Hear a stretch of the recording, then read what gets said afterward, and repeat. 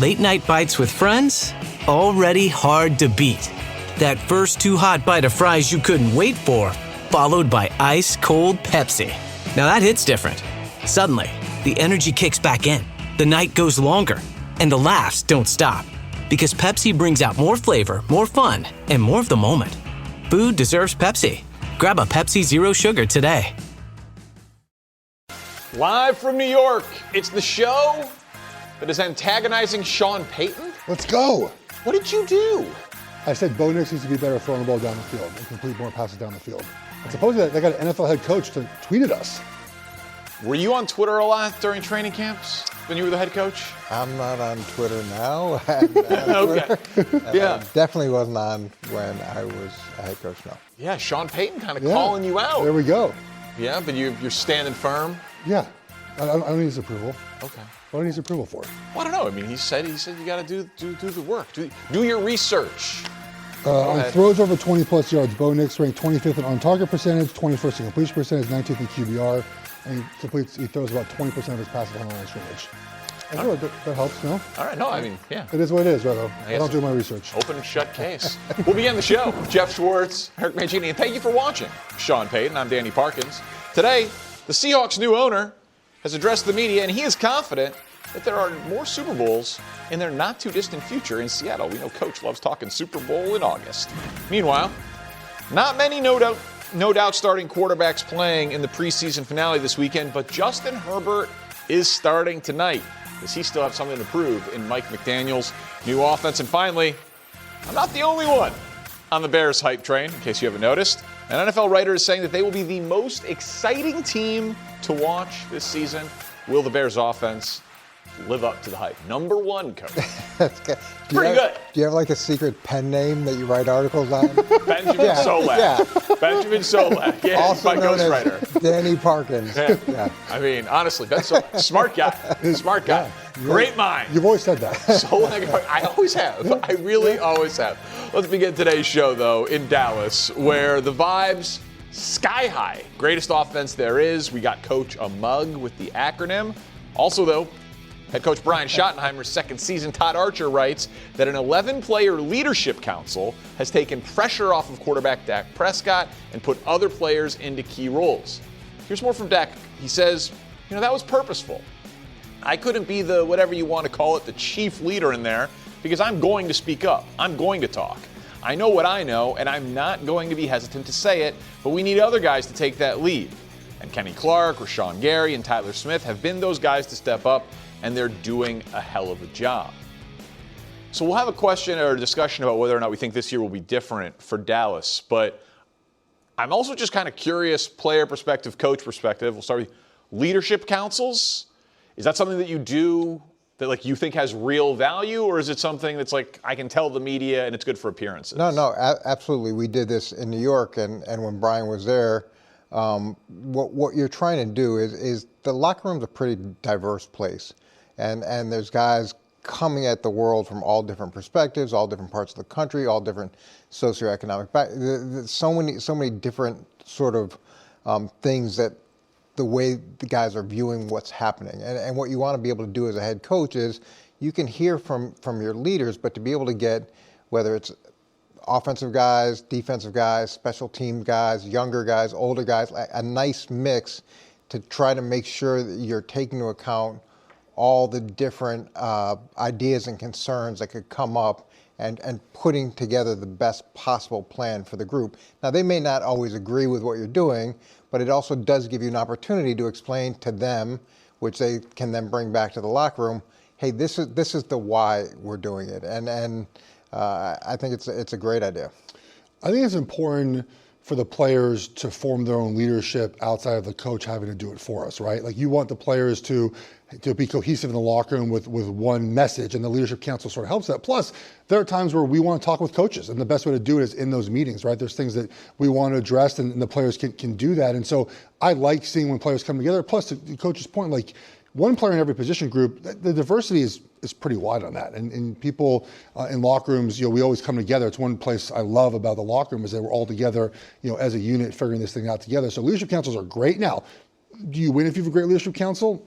No, but it's good to have that in the locker room, at least have that base when you start a season. And so much of football is communication, and there's communication on the field, and then there's a communication off the field, and for guys to be able to express their opinions and for coaches to be able to share their thoughts as well, it gets so you can avoid misunderstandings, Yes. you can avoid unnecessary problems, and ideally you're putting those to rest before they become bigger issues and distractions. It also lets a coach have a pulse in the locker room. Like I firmly believe coaches sort of leave that to the players. Like it's our locker room. We are in the locker room together. But coaches have to know what's happening, I think, a little bit for to run their team correctly. And this is a good way for you guys to understand what's happening in the locker room without having sitting in the locker room and listening to us talk about the team. And I always wanted the guys who talked the most in the locker room, who had the most to say, the guys that maybe were that bucked the system the most. Yeah. I wanted them on the leadership council because I wanted them in the meeting to say what their concerns were. So it wasn't, hey, I'm pissed off about this, or I'm upset about this, and they're doing it down the line. Like let's get it out in front. Let's have a conversation about it. Let's put it all on the table, and then we can move forward, as opposed to someone being frustrated, talking about in the locker room, it becoming divisive. You have an opportunity to express your concerns. We're all here. Let's talk. So I think that all of that, as I was just listening to you guys go back and forth from the coaching and player perspective, it makes total sense. I've covered teams that have had it. I've covered good teams that have had it. I've covered bad teams that have had it, to your point, about it not contributing necessarily to wins and losses. What I find interesting about Dallas is, because I do expect this year to be different than the last couple, I think they're going to be really good. I think it will have almost nothing to do with the leadership council. It'll probably have more to do with the talent on the team and the investment on defense and a new defensive coordinator and the ceiling of their offense. I think sometimes we in the media talk about Dallas like they are really dysfunctional. And there are some things about them that are kind of dysfunctional, like with the contract stuff. But it's just that there are 31 teams, and then there's the Dallas Cowboys, in terms of the Cowboys operate as if they are always auditioning for that Netflix documentary. But they've won 7 games each of the last 2 years. They won 12 games the 3 years before that.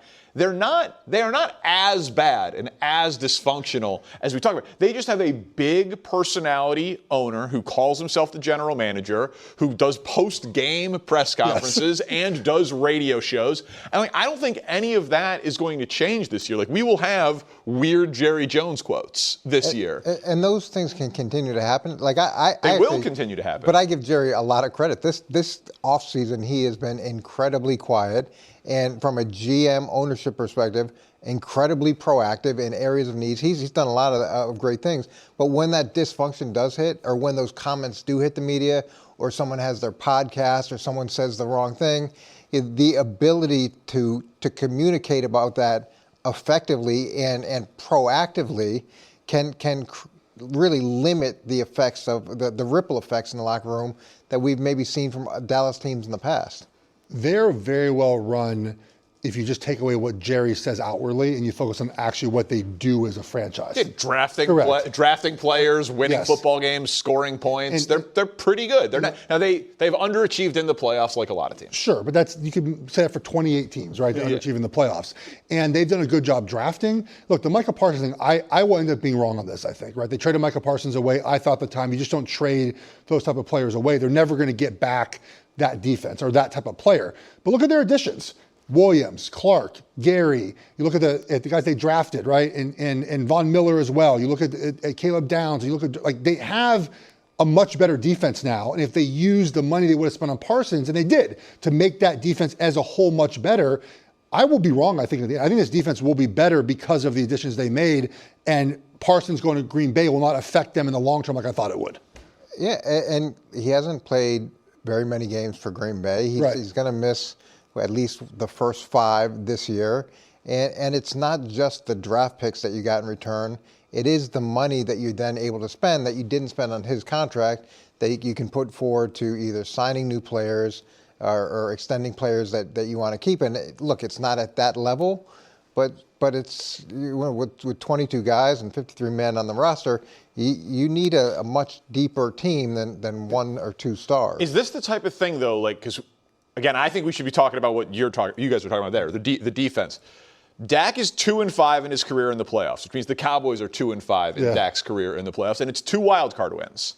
Like we talk about the Super Bowl drought and the championship Sunday drought. It's been a long time since they've won a divisional round playoff game. Like Dak Prescott hasn't done it yet, and so I think that this team, and part of it is the talent, part of it is the spotlight of the star, part of it, frankly, is Jerry's age, part of it is Dak's age. Like, there is a lot of pressure on this team to win multiple playoff games and to actually be a legitimate Super Bowl contender that can play late into January. That's the bar. The way I look at it a lot of times, and this is something we talk about in college football more often with young coaches, is like they can't win the big game. Well, then eventually they do. Like eventually they do win the big game, right? And we stop talking about how they can't do it. And yes, Dak has not done it, right? He's not won a divisional round game. But with the roster they have now, and I think we like the coaching staff. We like what we saw last season. If people stay healthy and they just get better on defense and continue to play well on offense, I think they'll win some playoff games. And all of a sudden it'll be, oh, well, they won the playoff game. What's next for them, right? Like it doesn't happen until it does. And I think this year it's setting up, Coach, to actually happen for them. It's been 30 years, right, since they've gone to the NFC Championship game. So there's a lot of, hey, this year it's going to be the year. I would imagine the most devastating loss was the loss to Green Bay at home. That's clearly their when worst they were loss. riding that win streak. Was that the Aaron Rodgers play where No, he's talking about they're 7.5-point favorites. Jordan Love scored 48 or whatever. 12 or 15 in a row at home. Everything with the defense was good. Things were setting up for a deep playoff run, and they lost that. And here's what I don't love was all the things you said. Dak's best record was his rookie season. They haven't gone past the wild card game, and won. And now there's a real opportunity to do that. And things are nice and quiet. But now we gotta. Hey, we're gonna have the greatest offense. Hey, we're gonna do. Like, stop. Just go work. Go slowly focus on what's in front of you and take baby steps as opposed to, we're going to be on the top of the mountain in 6 months. I just want to be sure, though, that you're not being fooled by a quiet offseason from Jerry. Like, you don't think he's skipping the radio show in the post-game press conference, do you? I'm not. I don't think he's going to skip those things, but I do give him a lot of credit. I can only go by what he's done. It's been a quiet June, July, and August. It's not only been a quiet June, July, and August, but it's also been a productive June, July, and August, which in light of the, hey, we're going all in. Remember that off season, and they went and they did nothing. Correct. Yeah. Like this is the polar opposite of that. So maybe that's the best omen. Maybe. Listen, I think that there will be a quote from Jerry within, after Cowboys-Giants that'll drive you crazy. And I think largely that stuff is driven to program shows like this on Wednesdays. They want us talking about them on the slow days, so then we talk about them almost every day. That's the method to the madness. I think Jerry just likes to talk, man. Yeah. He just says what comes to his mind, and it's non-traditional. A lot of owners you hear once a year. They talk once or twice a year, that's it. They don't even live in the city of the team they own. Jerry lives and breathes the Cowboys. He's going to say things if he goes on a radio show every week and does a post-game press. He's going to say things that are off the wall. I'm saying it doesn't happen week one. Okay. I say it comes up at the leadership council. I'm saying there is not a ridiculous statement after week one. Okay. You're on. Predictions week. I'll put it You're filled for whatever you want. That's my prop bet for week one. There we go. I can get him gambling. This is a success already. All right, next up here, the Patriots, who earlier this week traded wide receiver Kayshon Boutte to the Texans in exchange for safety Jalen Reed and a 7th rounder in 2028. Houston is again expected to be one of the top teams in the AFC, but the Pats exec Elliott Wolf dismissed any idea that the Boutte trade helped a rival fill an area of need at receiver. Quote, no, there was no concern about that, and I don't think there was any concern for them to send us a safety that we think can play. All right, Jeff, we just got coach gambling, so maybe I should keep that momentum going. But you are more of the trained gambler here. What is a better bet to win the AFC? Texans or Patriots? As we currently talk right now, the Patriots have the better quarterback, and that's always what I'm going to default to if I'm going to pick a team to win a conference or win a Super Bowl. But I do have my eye on the Texans as far as if they can get it done. If we talk about the things you need to win a Super Bowl, right? Head coach, we agree, good head coach, right? Good to great head coach. Defense, can you rush the passer? Absolutely they can. And now it's up to C.J. Stroud to take the next step in his evolution as a quarterback, right? If he does that, and I'm not saying he has to be a top 5 quarterback, right? I think we agree Drake May is sort of hovering in that top 5 category. Certainly. I don't think Stroud has to be that good for them to win a lot of football games and be a Super Bowl contender. Coach, if they can do that, if he makes that next jump, this is a roster. They fixed their offensive line a little bit this offseason. Still question marks there. Wide receivers are healthy, -1 that you added, obviously, in the draft, in a trade. Like, it's a very good roster if Stroud can just take that next step and be more consistent. That's a big if. And, right, but and even organizationally, it doesn't look like they feel that strongly about that if, and the fact that they went the 5th-year option route as opposed to extending him, and I understand that. And to me, what this trade says from New England's perspective is they don't really feel like this is going to affect C.J. Stroud very much at all.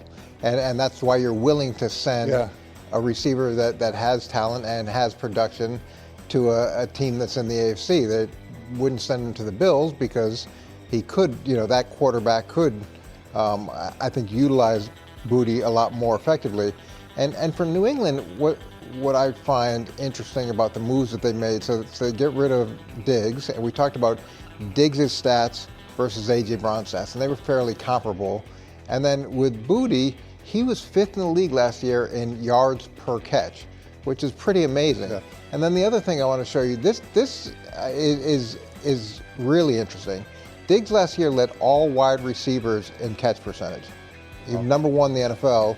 And Booty was 11th in the NFL. So they let 2 guys that, just one obviously #1 and one just outside the top 10 of guys that had the highest catch percentage leave the building, and they feel like they got an upgrade with A.J. Brown and Dobbs. It's a pretty great Drake May stat right there, though, in terms of like throwing a catchable ball. You hope, but usually there's 2 people that are involved in I'm not taking anything away from throwing them, and catching that ball. So just when you let #1 and #11 out of the building, and the underrated thing about Booty is he had that high catch percentage and high numbers per catch, throws down the field. Yeah. And he's walking. So I think the better bet is the Patriots because the biggest question resides on the Texans. Of course. Right? We like both head coaches. We like both defenses.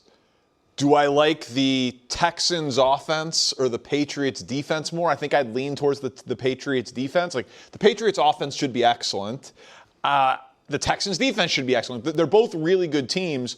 The Patriots have a tougher division in terms of another top team that they have to contend with in Buffalo. Houston has to contend with, I think, more depth in their division. Like, if Jacksonville thinks they can win, Indy thinks they could win. It's probably more of a 2-team race in the AFC. So I think it's a very fair debate. But I see very little reason to believe Drake May is going to be worse. I think he's legitimately really good. He's got an excellent offensive coordinator who I know you love, who's got continuity of system. Yeah.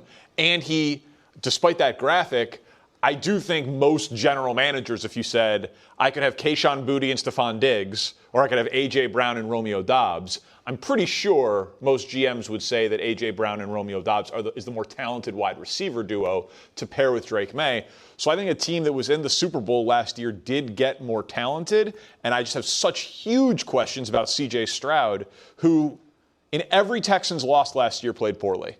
Every single one. There wasn't one game you could point to and be like, Stroud played great, but they lost because the defense let him down. So it's just too big of a question for me to overlook. Year 3 for Stroud, right? And so Stroud's had 1 good year of production, and Drake May's had 1 real good year of production. May's year was much better than Stroud's. It feels like May's trending up still and Stroud's going down. I mean, isn't it a big difference? Yeah, and it's just what's most recent in our memory, but he had shown the potential, and as everybody after his first year was talking about, wow, look at the jump he should make in year 2, and that really hasn't happened. And I think that's something that we have to remember about these young quarterbacks. There's a time where people thought Carson Wentz was going to be the next great, potential Hall of Fame quarterback. Sure, that's right. And that went a different direction. So over time, can they string these seasons together? Is there real growth? Can they have consistency? Look, I do really love the offensive coordinator in New England, in Josh McDaniels, and I think he does a great job with all quarterbacks, but especially young quarterbacks.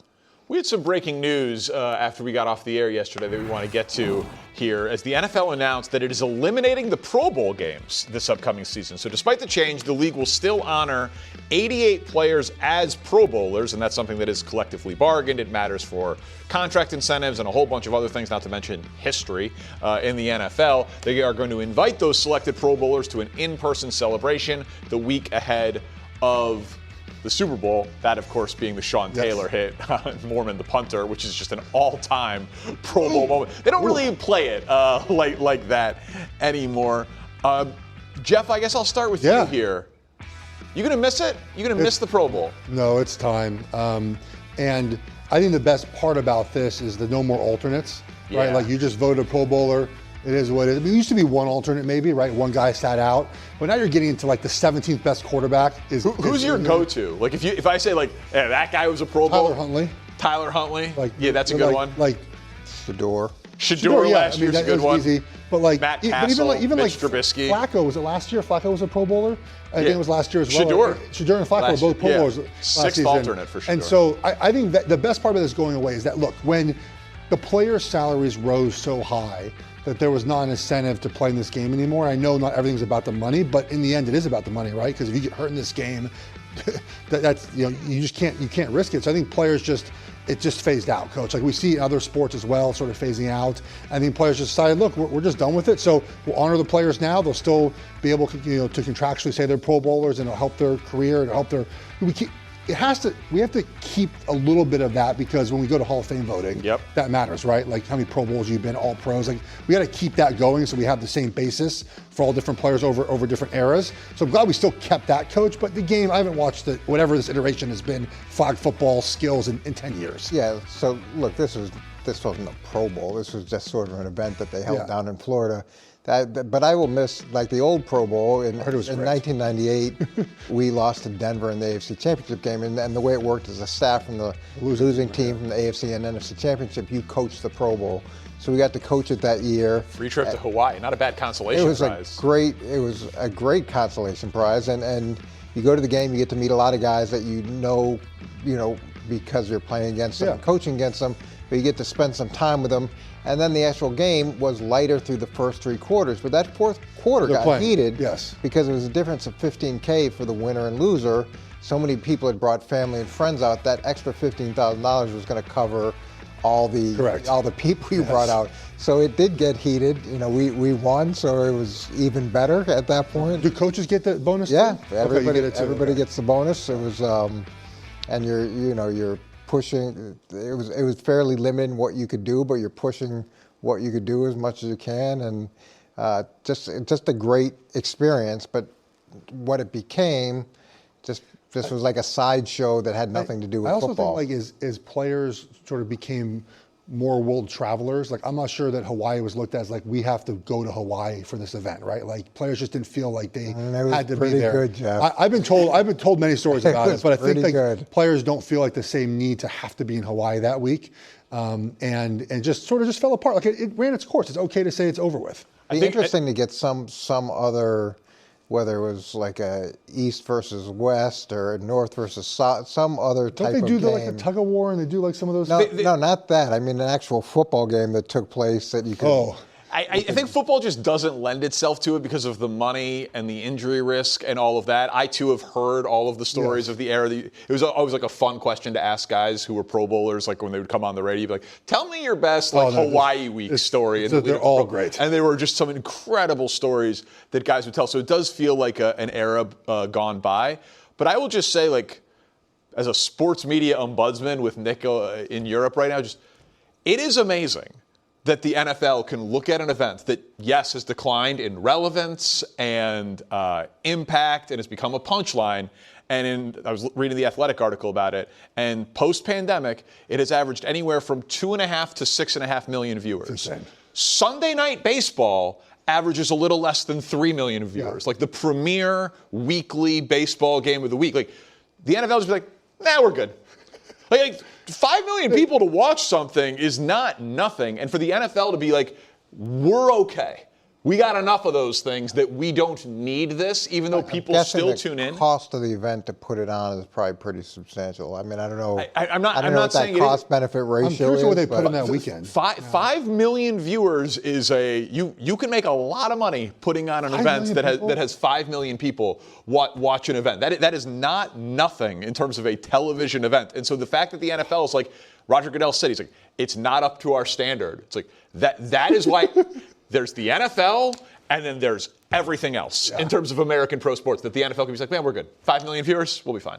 I do wonder if they put something, to Coach's point, like in that window on that weekend before the Super Bowl. I don't know what it ends up being, but they might fill that with something. I don't. Yeah, they could experiment with it and try to find something that'd be fun to watch and kind of cool. And they'll probably get 5 million viewers. Yeah, because as long as it's not a tug of war and.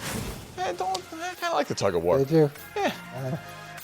Kind of. Are you buying the Seahawks going back-to-back? Their owner, not exactly shy of stating what the goal is. Coming up. First things first. Yeah, tug of war, target practice. So good. All sorts of things. What would I watch if I'm going to...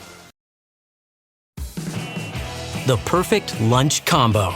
That first bite of your favorite sub, followed by ice-cold Pepsi. Add a couple of friends, and now that's next level. Suddenly, the laughs get louder, the stories keep flowing, and the food tastes better. Because Pepsi brings out more flavor, more fun, and more of the moment. Food deserves Pepsi.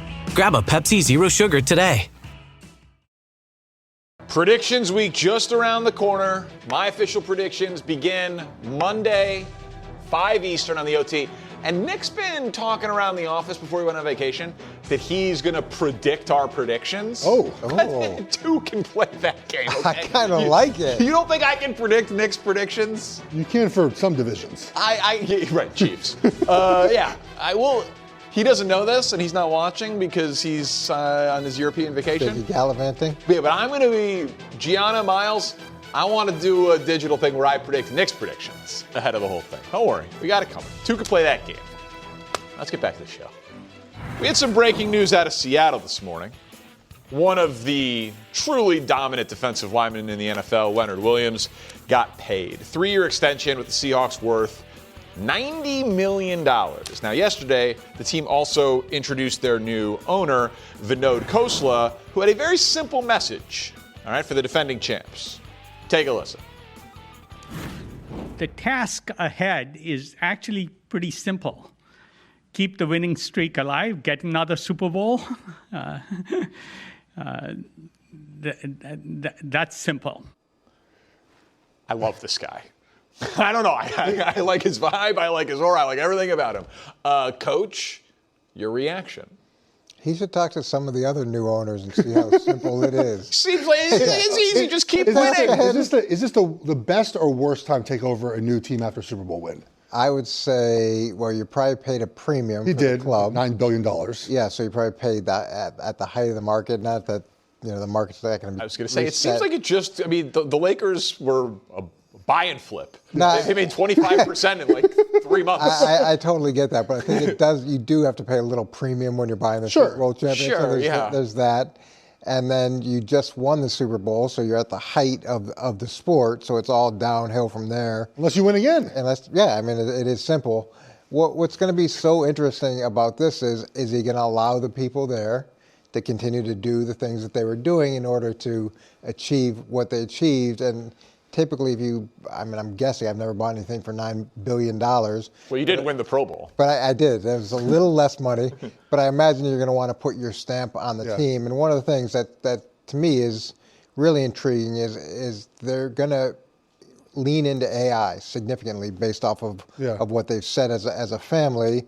And so to see how AI is incorporated in scouting reports and travel and player development and actual draft prep, all those things, are they going to be the cutting edge team from a technology standpoint? That's really fascinating because, to your point, like what John Schneider built two separate Super Bowl teams, right? And they chose him over Pete Carroll, ended up working for them. And so he knows what he's doing. And the base of this team has been all these draft picks for all these years that they've hit on for so many years. So how do you incorporate what I imagine is what you said? You want to do something your way that works for you in your career. How do you adapt that to the NFL now? And maybe AI is a good way to streamline some of the process so they don't have to spend so many hours doing all these things, right? And so I'm curious to see how they implement all those things. But if I were him, I'd stay away. I'd let my guys do their job. They just won a Super Bowl. Like, they've done this incredible job now in 2 separate instances of building up championship rosters. One of the things I always found interesting with owners, especially owners that were self-made millionaires, which he is that they didn't get to that point without being really smart and really talented and really good at what they do. But unfortunately, that skill set doesn't translate into pro sports necessarily. There are things that you can take away, leadership, different aspects, but it's not apples to apples. And sometimes these guys who come in and then they've done incredible things, try to put their systems in place, and it just doesn't work, and it ends up being the worst thing that can happen. I'm going to pivot this a little bit. I love that you guys looked into the owner, and I think what you're saying makes perfect sense. But I'm actually, and maybe this is because of the Ben Johnson quotes from a couple of weeks ago, where he talked about highest scoring offense, and I want shutouts and blowouts, and I want the longest winning streak. Isn't this like a quieter version of the winning streak? He says, keep the winning streak alive. So I went to look at it. He doesn't count. He doesn't correct. Count. Is this first? He's never. Wait. What's he supposed to say? Guys, I hope we lose. No.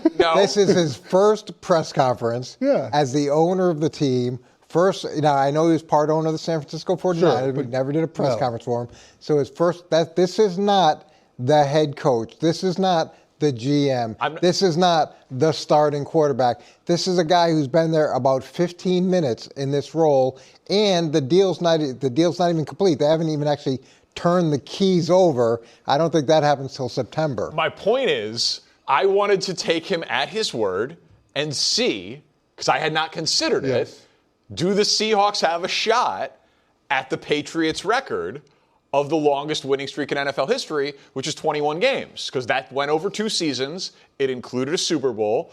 The Seahawks won their last 7 regular season games, then won 3 playoff games.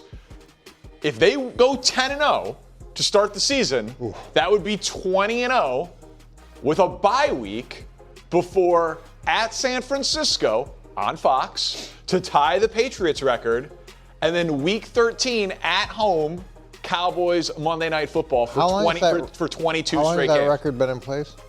It's the 0-1 Patriots, I believe. 0-3. I think Coach knows. Yeah. That was a good time. Yeah, I'm just saying. It's a fun record. All right, so odds are it's not going to happen. If the Seahawks beat the Patriots in the opener, you're telling me we're not on 21-0 watch? You are disregarding. I'm not disregarding anybody. The Chargers, they're favorites the every game the rest of the way. The Broncos. If they win the Chargers, Niners, Broncos, Chiefs, Bears, they win all 5 of those games. They just give them the Super Bowl now, right? I mean, they went 14-3 last year. Yeah, but that's still they still lost 3 games though, right? You're talking about So to win all 5 of those games in a row against presumably 5 playoff teams, right? We agree the Chiefs are back in it. Denver was they're all going to be playoff teams. That would be a remarkable thing to do on a way to 21 straight wins. I'm just saying they won 7 straight to end the regular season. And 3 straight in the playoffs. So they are just under 50% of the way there, and their new owner is talking about winning streaks. And the times at the end, we'd have a full 2 weeks to talk about that in the lead up to Seahawks Niners to tie the record. And then, I don't know, do you think Seahawks Cowboys in Seattle on Monday Night Football to break the record would get any hype? Are there only 3 away games through Chicago, at the Cardinals, at Washington, and at Denver? Yes. Yeah, that's pretty good. I'm saying it's win week 1, win the Super Bowl rematch, and all of a sudden, new owner. They gave him a little bit of a break with some of that. Arizona twice in the first 10 weeks. But Vinod Khosla, he's calling a shot. You guys are underselling it because it's not Ben Johnson. He's got 21-0 on the mind. I can translate billionaire speak, okay? Do you think he even knows about that streak? I think he does. I don't. He put in AI. He could definitely do that. I think he figured it out, and he was like, what do we have going for us right now? We won the Super Bowl, and we've won 10 games in a row. What's the record? 21. Boom.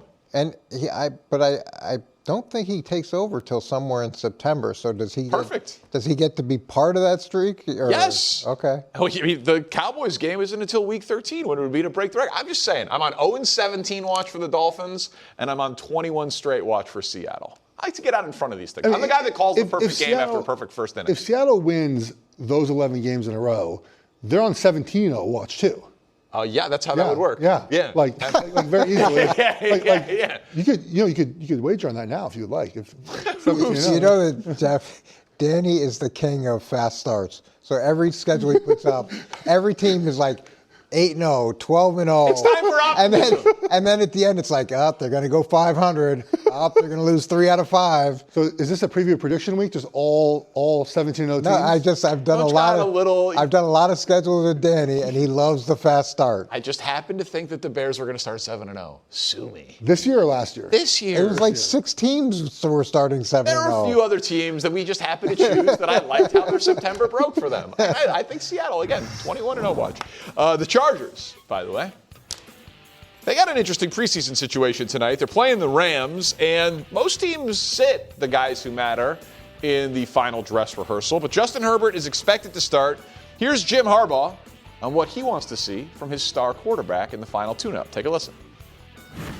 Want it to be crisp and clean. We got several things that we were working on offensively, and you don't want to see those show up, and you want to see improvement. It's never perfect, but you want to see that level of crispness and execution. We want it to be crisp. I think his brain just stopped for a second and restarted again. That was jolting. What do you want to see from Herbert? I think they played one drive the starters last game, if I'm correct, right? Yeah, he had three and out. Yeah, I would like to just see Christmas. I'm just copying his word. I'd like to just see efficiency, right? Like we'd like to see just moving the ball down the field. I personally want to see the interior of their offensive line, which I still have question marks about. Obviously, they lost their center, but the inside 3 guys played a little bit longer than Herbert last week, and it wasn't terribly good, coach, and that's been a problem of theirs for a while now. I just want to see what it looks like. I'd imagine this is more of a game plan week than would be a normal preseason game, right? So they probably have a little bit more of here's our first script, here's what we want to accomplish in this first drive. I would like a touchdown would be great, obviously, but that feels like a high bar anytime for an opening drive. But let me see some runs, some formations, some passes, just some overall, we know what we're doing, we look like we are confident in ourselves. That's what I want to see. Yeah, everybody handles these 3 games a little bit differently, and it seems like the way that people are getting to the 4th is you have an inter-squad scrimmage, that's game 1, and your first preseason game, and then the second one would really, for a lot of teams, is the scripted one. Yes. It's the one where you play longer, because if someone does get dinged, you want to have that extra week for them to recover. Right. If it's a soft tissue or a minor sprain or something like that. What Jim is saying is exactly what I'm sure he wants to see, and it's what I would agree with that you'd like to see. Just go out there, let's have a nice, clean, positive drive. And I don't think it's going to be 3 plays unless it's a 3 and out. I would imagine he's hoping for 7-8 play drive, kick a field goal, whatever it is, but something that's positive and avoid getting hit. Getting hit. Yeah, Throw it away. So I'm still a little surprised they're doing it because of that last point. I feel like it's like, man, the finish line is right there, and they've had such a bad injury luck. I would think you would just want to take it out. But I understand, be crisp. You didn't look good in your last preseason game. New starter or new system with McDaniel. But also, if we could throw up the Chargers schedule, and because this is one of the ones we did. 21-0. No, it's not. It's not that. 37-0. It's not that. Oh, okay. But I would argue that there's no team in the NFL that needs to start 2-0 more than the Chargers. Look at the week 3 through 10. Week 3 through 10 is the hardest stretch of any team schedule in the NFL this year. At Buffalo, at Seattle, home against Denver, at Kansas City, bye, at the Rams, home against the Texans, at the Ravens. That is the toughest 7 games and 8-week stretch of any team in the NFL this year. So I feel like Seattle's stretch that you just showed that we were talking about was pretty 5 No, games. it was only 5. 5 games. Oh, that was They did have a rough. buy in between, obviously, here, which was helpful. Listen, I mean, there's and a lot of AFC West teams have somewhat similar to this because they play the NFC West. I understand that, but like that is such a tough week 3 through 10 that I do think there is an extra importance for the Chargers to start out hot. But they also are a team with a legitimate backup quarterback duo. It's a weird DJ Uiagalelei, the kid from Clemson, and then Trey Lance. Right. Those are different quarterbacks Yes. than Justin Herbert. So they still need to figure out QB2 as well. And those guys have played a lot so far in the preseason trying to figure. I would imagine this is about the wordiness of the offense. Like, let's get in the huddle, let's get set up. And look, you're not going to show a ton in the preseason, but it probably would be good for them to do some of the shifts, some of the motions, like just sort of get an idea of all those things What do you in a think real with game setting. the young center too? Yeah, you want to get him. So I'm curious if he'll play longer than one drive, I would imagine. The young center does. Yeah, that's risky too, though. I know, because but now you're down to. But don't you have to play him? Like you just have to give him some. Sit Slaughter, sit all of them. He wasn't sit the gonna- young, sit everyone. I don't. The last playoff game of the preseason is always a big debate, and then the last game of the season when a team's already made the playoffs. I feel like these are the two times a year where you're debating, rest versus rust. Coming up, one of Jeff's old teammates, Odell Beckham, all of a sudden maybe in line for like a meaningful role on the Giants this upcoming season. Can't believe you called him old. My bad. Jeff. I am. The perfect lunch combo. That first bite of your favorite sub, followed by ice-cold Pepsi. Add a couple of friends, and now that's next level. Suddenly, the laughs get louder, the stories keep flowing, and the food tastes better. Because Pepsi brings out more flavor, more fun, and more of the moment. Food deserves Pepsi. Grab a Pepsi Zero Sugar today. After sitting out last year, 2025, Odell Beckham is looking to make a comeback with his old team, the Giants. Now, it remains to be seen if Beckham will be on the final roster, though I kind of think he will be. Head coach John Harbaugh had a lot of positive things to say about OBJ, the 3-time Pro Bowler. Take a listen.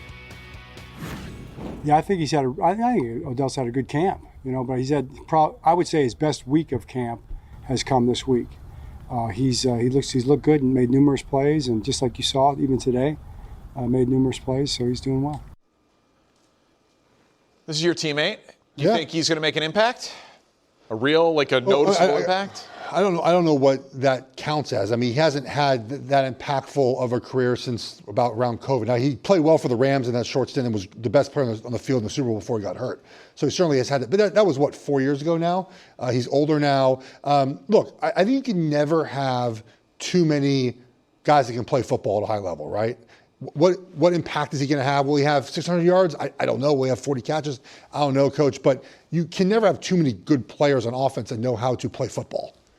Yeah, that was a pretty tepid response by John. I don't think that was super enthusiastic. He's like, "Hey, he's had a pretty good camp. His best week has been this week, and it's been pretty good." I don't know if he's on the roster week 1. The problem with keeping those older veterans on week 1 is you owe them their whole salary, and with Odell, the reality is he missed last season, right? And he missed 2 seasons ago completely.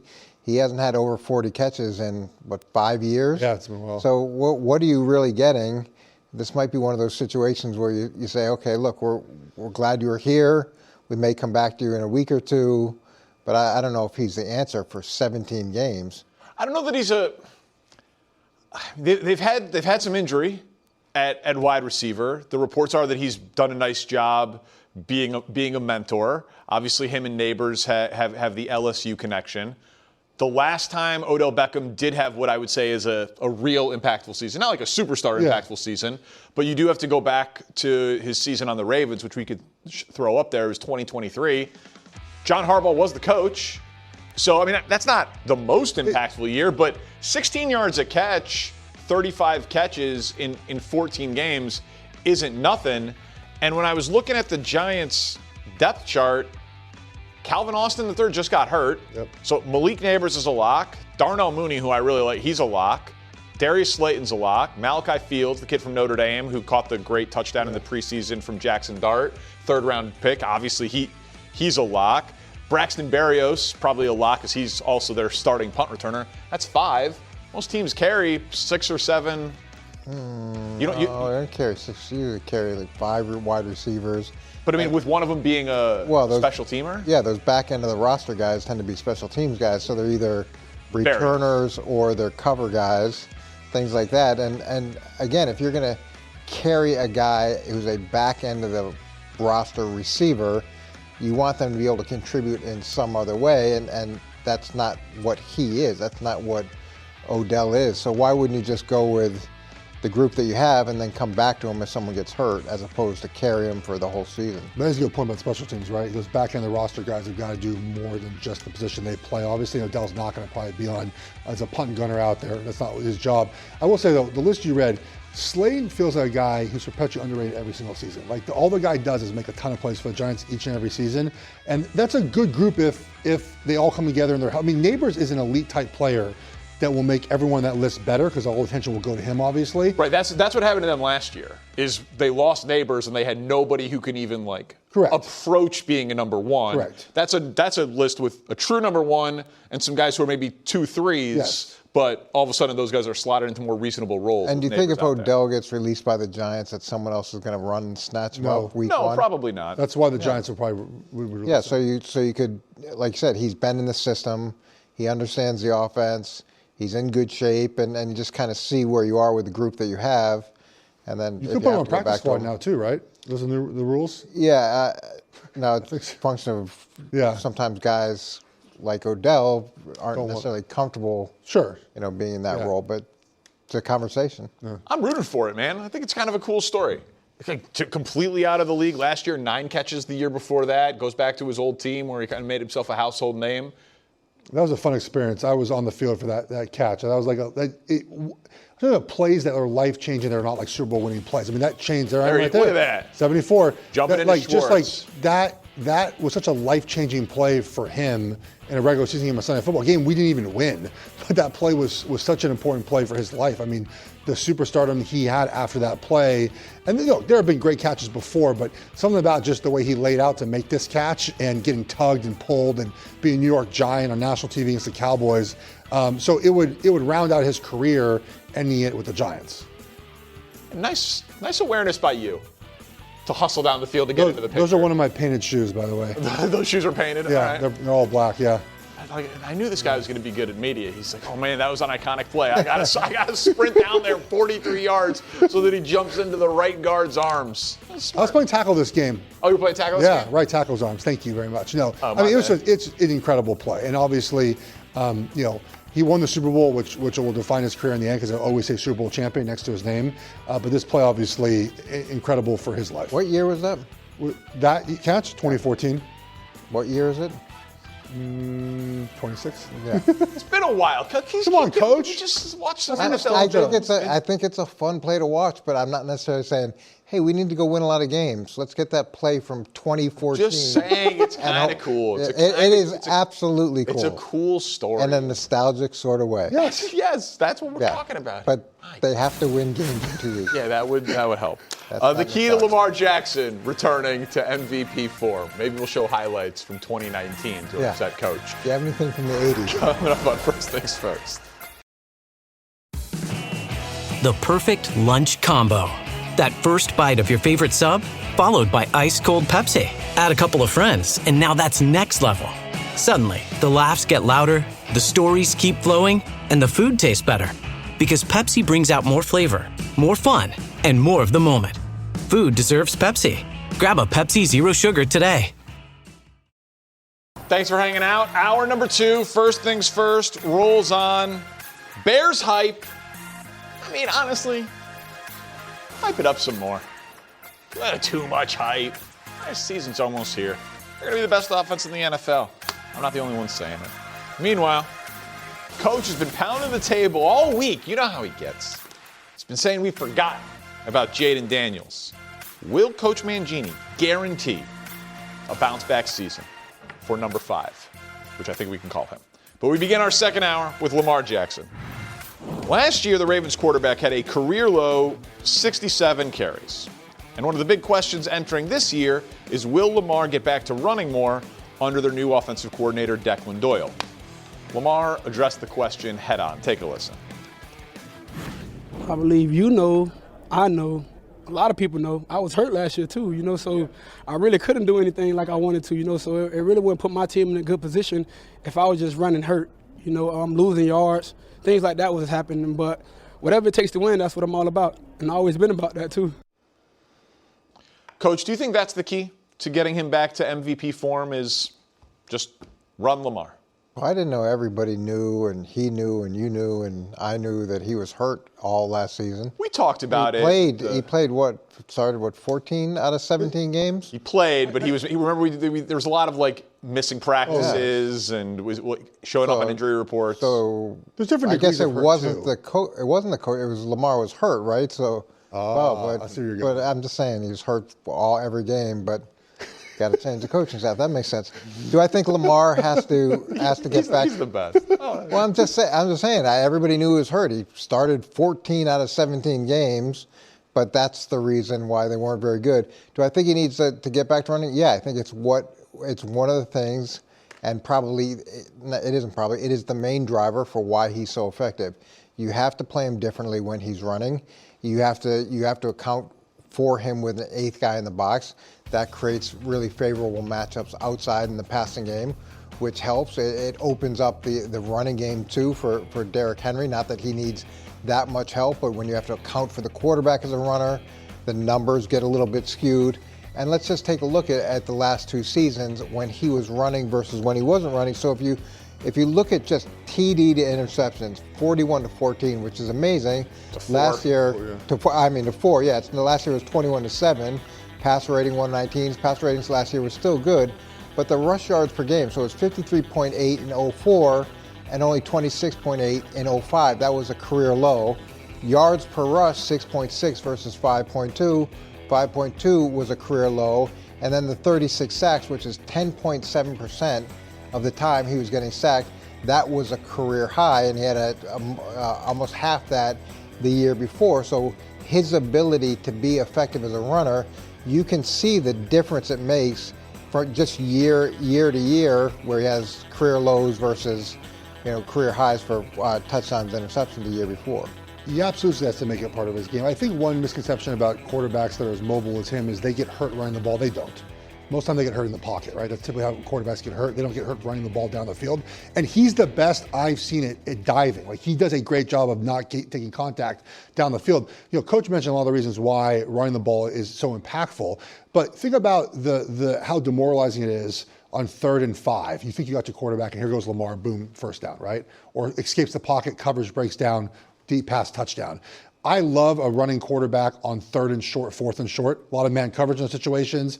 You pull the ball out, zone read to the house, right? I mean, there's so many ways to use a quarterback like him in those situations. I would say that a 1st and 2nd down, probably not the time to be running the football. There's certain times I think that work best, but using him in those spots has to be part of the offense. You cannot remove that from the offense. You mentioned Derrick Henry, right? Being able to run the ball with the threat of the quarterback keeping it, sometimes keeps 2 defenders away from the running back, right? The defensive end and maybe a linebacker or a safety down in the box. That's 2 less guys to go chase Derrick Henry. So it doesn't have to be a ton. The threat of him doing it allows you to know where the defense might be on a given play. So I think it has to be part of the offense. I think he knows that. He knows what makes him special as a player in the NFL. And again, most guys are not getting hurt down the field running the football. It happens every now and then. Plus, again, I think he's the best. Coach, I've been a proponent of the dive forward that he does all the time. I think no quarterback should slide. Never slide ever again. Just dive forward. Dive forward, you avoid contact a lot easier, and you get that extra little yard, because if you go slide, they mark the ball back when you slide. If you dive forward, they mark the ball where you dive, right? And so I've been a proponent of the way he has done this for so many years. I would continue to encourage him to run the football.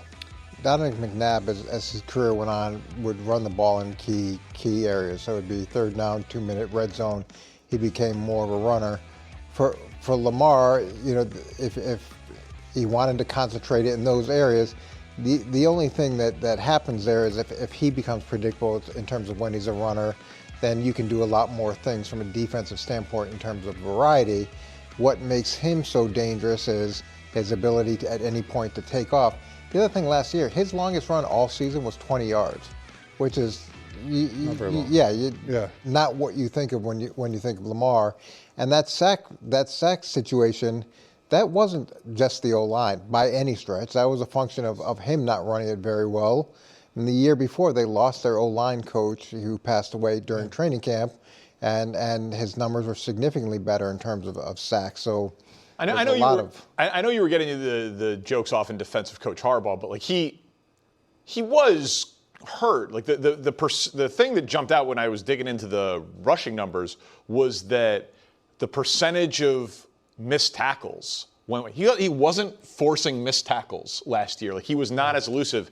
And in other years where he had missed a few games, he had a 12-game 2 seasons where he had played in 12 games. But he still had 130-something rush attempts and 112 rush attempts. 700 yards and plus. And last year was down to 67. So he wasn't making guys miss, and he wasn't running a lot. But it's clear that if Lamar is healthy and he's running, I think he's the best running quarterback in the history of the sport.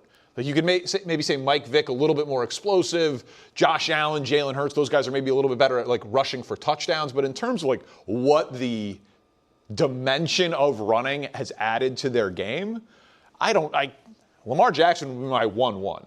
He'd be my number 1 pick for running quarterbacks. So I think it's pretty clear that that's what makes him special. The saying is the saying. You see a lot of good young running quarterbacks. You don't see a lot of good old ones.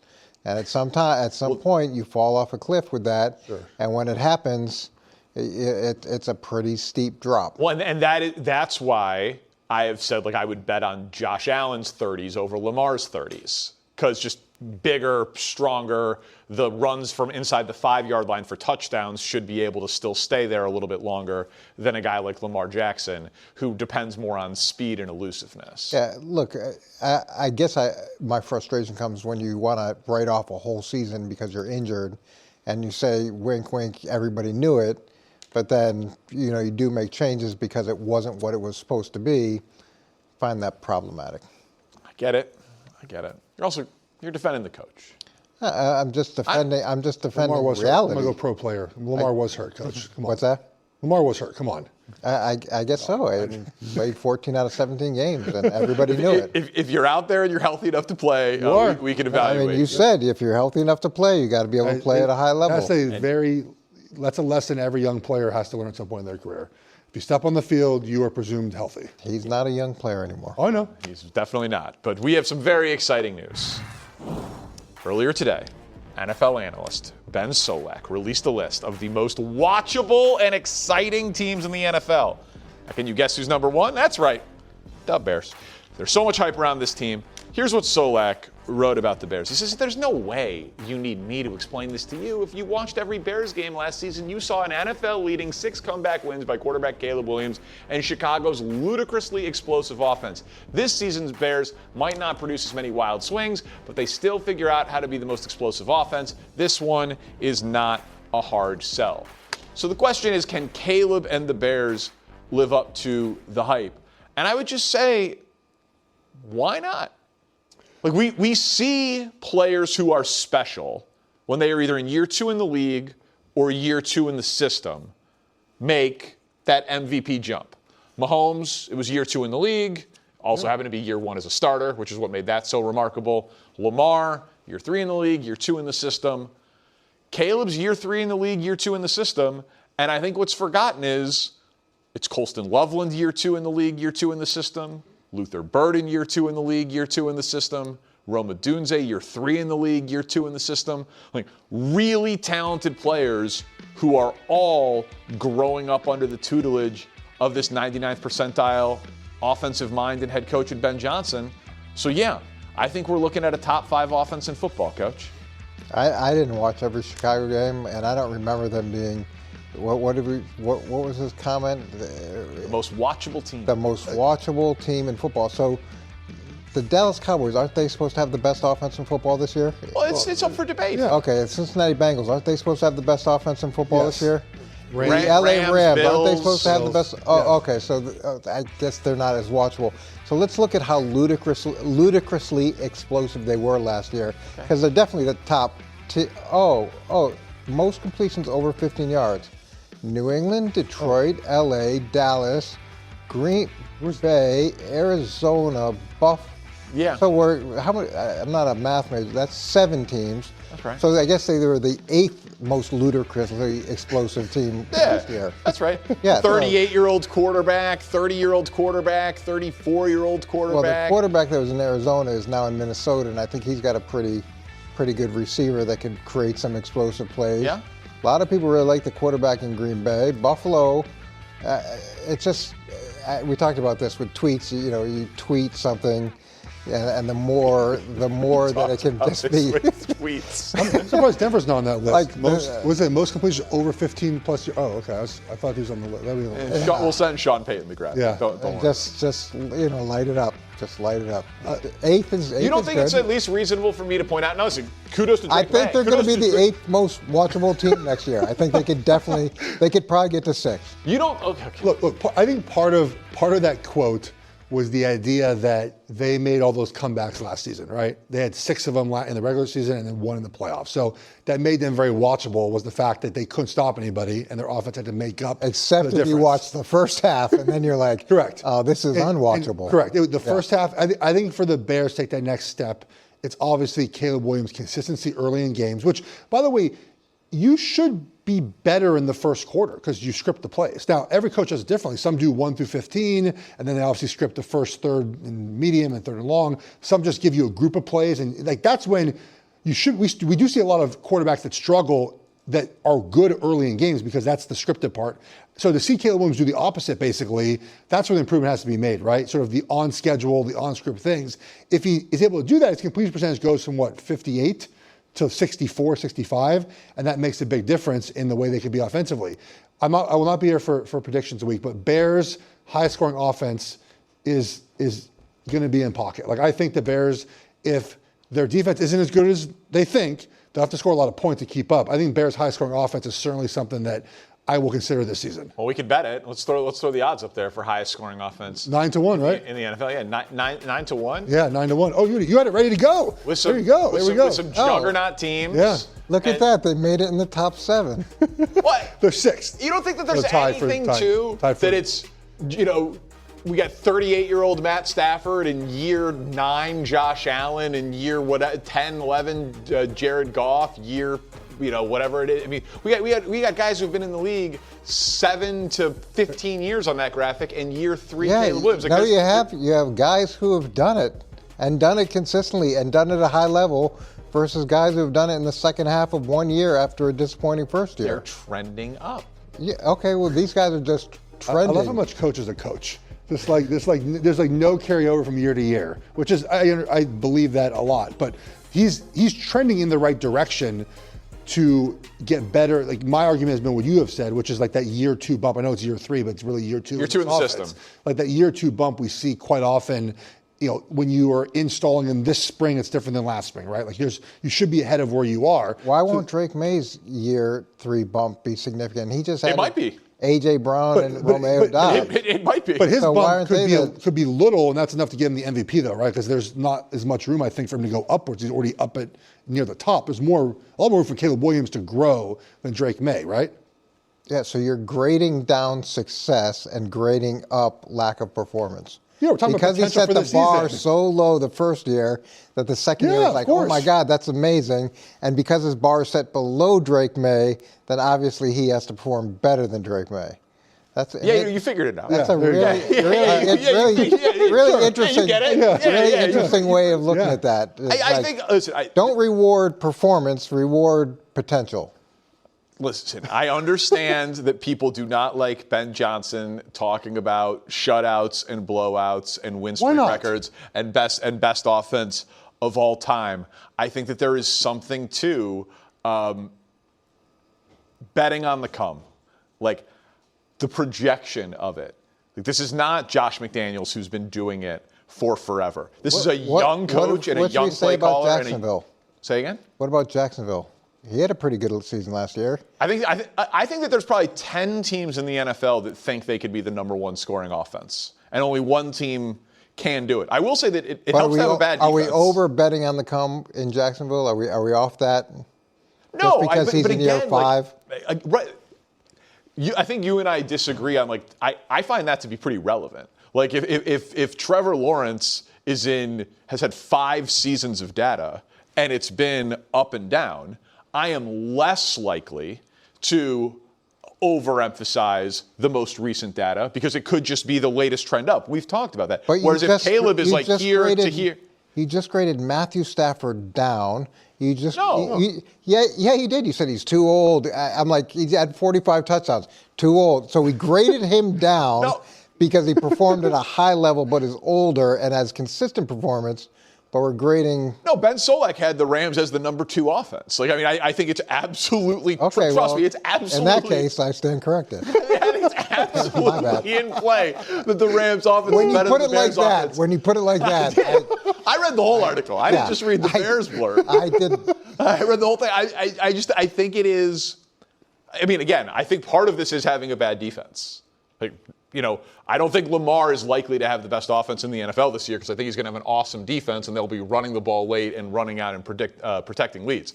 Bears defense gives up 26 to 28 points a game. Caleb's going to need to win shootouts. I do think that bad defense can help some of the offensive stats. Yeah, Rams defense should be really good. Unless the other team just controls the clock most of the game. And Sure. Yeah. All right. I can't wait. We got to have a side bet going. We definitely do. We need a Bears side bet going. When they lose week 1 in Carolina. No. I'm not even entertaining that possibility. That's going to be your upset alert for week 1. I just know it. I don't know. The line's not big enough. We'll talk Jayden Daniels, coach's guy, next. Oh, yeah. Starting September 5th, Fox Big Noon. Saturday is back. Start Saturday strong with Big Noon kickoff live from Bloomington. The Champs, 10 a.m. Eastern, then at noon, defending national champion Indiana take on North Texas. I like their chances. Big Noon, Saturday, September 5th on Fox. Back to the show, Jayden Daniels and the Commanders. They're looking to bounce back from, it was a disappointing 5-12 record last season. Yesterday, Washington held a joint practice with the Ravens. Jayden Daniels was asked about how things went. It could have been better. Take a listen. Good players, well coached. Back and forth battle. Not the best day that I thought we could have had. It's just from all around, from myself to everybody else. But these are opportunities that you get to learn from. Now, Coach, you have been pounding the table. You've been going viral. You've been sending tweets. You've just been, shock jock like you normally are about us disrespecting Jayden Daniels. So are you willing to guarantee the bounce back for Jayden this year? So I have a few questions. Okay. Yesterday when we talked about the Chicago Bears, we talked about their left tackle situation. And is the left tackle that started last year back? For the Bears? Yes. Yeah, hopefully. Okay, and they have other candidates too. They have other candidates, yes. Braxton Jones. For Washington, is their left tackle gone? Well, they got Laramie Tunsil and he's hurt. Okay, so that's a pretty big. That's a big one. That's a big one, right? Yeah, I got you. And then we've talked about the Bears defense, and we've talked about the challenges that present, and the Dallas defense, and all these Cincinnati trying to recover. How was Washington's defense last year? Do you remember? I asked Josh to just kind of refresh my memory on the numbers, like the 3rd and 4th down numbers. He was like 98% of 4th down. It was ridiculous. Were ridiculous. Like, conversion rate on 3rd or 4th down, 4th in the NFL. His passer rating on those downs was the best by a rookie quarterback in the last 35 years, but it's probably the best of all time. Our data system only goes back 35 years to the early 90s. So I guess my question to you, veterans of football, is that repeatable? Or did he just have a lightning in a bottle? The league didn't exactly know what was coming, and he just had a lightning in a bottle situational year. He ran into the Bengals' bad defense in that shootout. He ran into the Lions' horrible defense in that playoff game. Or is it possible that he's that? I'm not sure if those numbers are repeatable because they were so good in so many different categories that it's hard to imagine they're going to get back to that. But what it is it's proof of concept. He showed that he has the ability to perform at that level, and we talk about this all the time, and I know you get frustrated. You'd like to think that you show it once, you can do it year in and year out, but it's hard, and it's hard because of health. It's hard because of who's surrounding you, all the different things that go into it. but he has shown proof of concept that he can perform at that level. And it wasn't a one-trick pony type of situation where, he was just good at this one thing, but he was excellent. He was good at a lot of things, and he was good under pressure, which to me is probably the most important aspect of a quarterback's play. Can't wait to see it. One of the biggest stories in the NFL this season. All right, we're on to Cincinnati, where the Bengals have not made the playoffs since the 2022 seasons. Now, of course, injuries to key players have been a massive issue in recent years. But T. Higgins, he's feeling good heading into the year, telling reporter Jarrett Bailey, me, Joe, Jamar, we're back. And frankly, that's how the Bengals have approached team building. Like, we got these three, we're going to score a bunch of points, and we're going to be fine. This, though, did have me thinking, like, is this, because of what they spent in free agency on the defensive side of the ball, because of the Dexter Lawrence trade, because of the health of those guys? Remember, Joe Burrow said this is the most talented team we've had since I've been here. That includes an AFC title game trip. That includes a Super Bowl trip. Like, is this the Bengals' best chance since that AFC Championship game appearance after they had went to the Super Bowl the year before?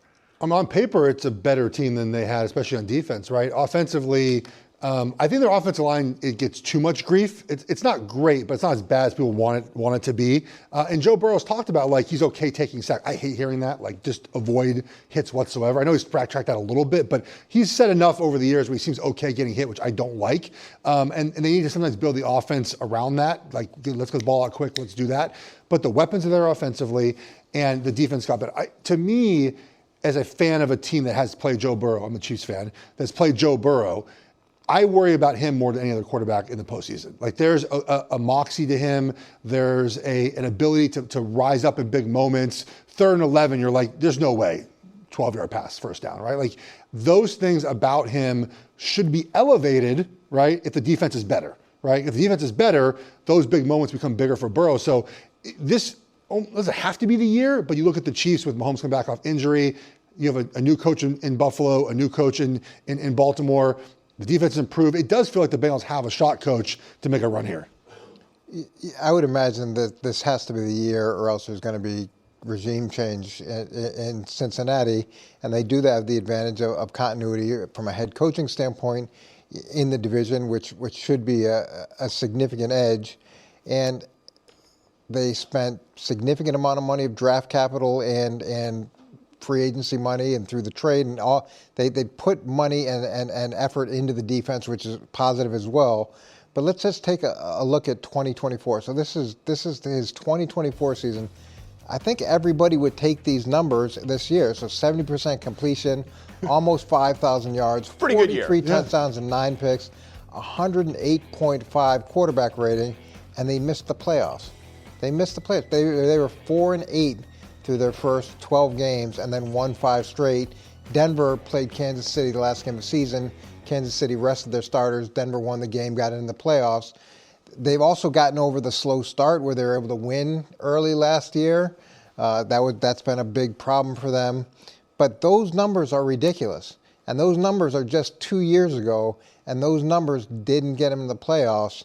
So this formula they've been working at for a long time, and it hasn't worked. Correct me if I'm wrong. Isn't that an argument that our analysis just needs to go more than quarterback deep? Like, you can't look at those numbers and say that Joe Burrow was the reason that they didn't do it. Like, it's like he's good enough, and they just maybe you could say the team building is flawed. But I wouldn't say it's just purely a quarterback number. It's the money they put in the quarterback and the 2 wide receivers that account for 1/3 of their salary cap. And then that, when you spend that type of money and you're top heavy in 3 guys, it's hard to have a deep and competitive team consistently across the board. And I think that that year plus the injury last year probably led to, okay, we're going to make this hyper aggressive trade for Dexter Lawrence, which I love Dexter Lawrence as a player. He's one of the most double team defensive linemen in football, but they gave up a huge premium, right? A top 10 pick and money to go out and get him. So wanted to look at... And they let an all-pro walk out the door and got nothing for him. In Trey Henderson, right. Yeah. It's not, generally speaking, the best way to do business. But these are the defensive ranks since Burrow has been drafted in Cincinnati. And it's not tough to tell, like, when they were pretty good. Like, they made the Super Bowl with its 17th defense, made the Super Bowl. 6th best defense, make it to the AFC title game. When they're in the 20s or the 30s, they're bad, and they're outside of the playoffs. And then you mentioned the quarterbacks. I think, Jeff, you did. Career seasons with the defense ranking in the bottom half of the NFL. Allen, Mahomes, and Lamar have dealt with it a total of 4 times in their career. Burrow has dealt with it 5. It does feel like he's got to just be looking around like that meme, just being like, could someone help me over? No, and I no. I know, because you're saying what they paid the receivers. I get it. I'm just but saying the draft on defense, hire a defensive coach. But you can't say, I want all this money. Oh, I want him to have all this money. I want him to have all this money. Oh, and by the way, you should be way better on the other side of the ball. Part of it was it's unrealistic. Isn't part of the problem, though, they went through the draft on defense and guys didn't hit, so now they have to go free agency, right? Like, that's part of the reason why. I mean, they tried to spend picks on defense to make it better. It just hasn't happened. Injuries have happened, other things along the way. So now they had to go into free agency and add to those pieces, or in a trade to add those pieces on this defense. I've always contended that a quarterback like a Burrow, Allen, Lamar, they just need like a middle of the pack defense. Like, just be 15th. Just be 12th in efficiency. You don't need to have the number one. It obviously helps. 12th is pretty good. You're the top. A tad above average, but 15 can win. I think if any of those quarterbacks have the 15th best defense, can get enough pressure on the quarterback, can get enough off the field enough on third down, that's winnable for a guy like Joe Burrow. And when you're making that kind of money, the expectation should be that your receivers can be lesser. I agree with that. Because you're so good, you make everybody else around you better. Yeah, so go spend money on defense. The Chiefs model. Yeah, and it works. And they've won a lot more than the Bengals over the years. Coming up, they're not naming a starter for Week 1 officially in Vegas. So is there still hope that it could be Fernando Mendoza? We discuss what it should be. Coming up, first things first. The perfect lunch combo. That first bite of your favorite sub, followed by ice-cold Pepsi. Add a couple of friends, and now that's next level. Suddenly, the laughs get louder, the stories keep flowing, and the food tastes better. Because Pepsi brings out more flavor, more fun, and more of the moment. Food deserves Pepsi. Grab a Pepsi Zero Sugar today. Tonight, we've got a good one coming on FS1. Ohtani and the Dodgers, potential playoff preview against Acuna Jr. and the Braves. Check it out right after the OT. Coverage begins 6 Eastern on FS1. Now, the Raiders play their final preseason game tonight against the Niners, and we still do not know who the starting quarterback is going to be. Clint Kubiak was asked whether or not the rest of the offense needs to be ready to support a rookie quarterback if number 1 pick Fernando Mendoza is going to start. Now, take a listen here. It doesn't matter. We all got to get ready. Whoever's playing quarterback for us, it's a team thing. It's not the QB playing well and everyone else is not, or the other way around. The offense will play well when everybody's contributing. So no Cousins and expected no Mendoza tonight, and they haven't named the starter, even though Cousins has gotten the vast majority of the reps with the ones. So most people expect this to be Kirk Cousins, but what does it mean, Coach, that they haven't named Kirk Cousins the starter and Mendoza isn't playing tonight? It means those beat writers in Las Vegas are pretty nice in terms of not pressing them, because usually it's like, how could you not name a starter? How could you possibly go this deep into the preseason and not let the guys be working with the number, whoever's going to start Week 1? So that's a very positive thing. There may be an element of gamesmanship where you want to announce as late as you can. I think everybody's expectation is that it's going to be Kirk Cousins, and I imagine that's who the Dolphins will spend their time on. The only other element is, could there potentially be some disagreement internally as to who should start, with Tom Brady in that mix and ownership? He's not as involved as his dad was, but in that mix, it would be pretty exciting for Raiders fans to be able to see Mendoza start in Week 1 in a very winnable game and get a win against the Dolphins at home. Be a great, exciting thing for the franchise. So if you're the owner, that's part of his equation. Just play Mendoza. Just make it easy. Play Mendoza. But I don't. Right? I agree with you. I don't think they're going to. I don't think they're going to. Yeah. I have never understood the blanket idea that we can't play a young guy early. How many guys have come in week one as rookies and played well? There's a whole list of them, right? Joe Burrow, Cam Newton, Andrew Luck, Trevor Lawrence played week one. Like, plenty of guys have played week one and had a good career, and there's other guys that haven't, right? There's no rhyme or reason. For me, it's about, are you ready mentally to play in the NFL? From what we've seen in Mendoza, it appears he is, right? There's things he's got to work through, of course, that the interception was just a late throw over the middle. You can't do that in the NFL. In college, you can do that. The more reps you have, the more you get used to making those mistakes.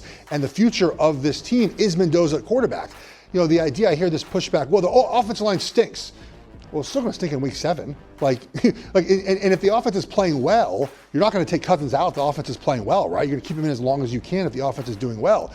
I would play Mendoza to start, coach. I think he's ready. I think every situation is its own situation. If they're mentally ready to play, put him in the game. He's a very experienced college quarterback, as we know. Won the Heisman. He's a gamer. He won the national championship. I'd play him early on. I don't know if you agree with that, but I would do it.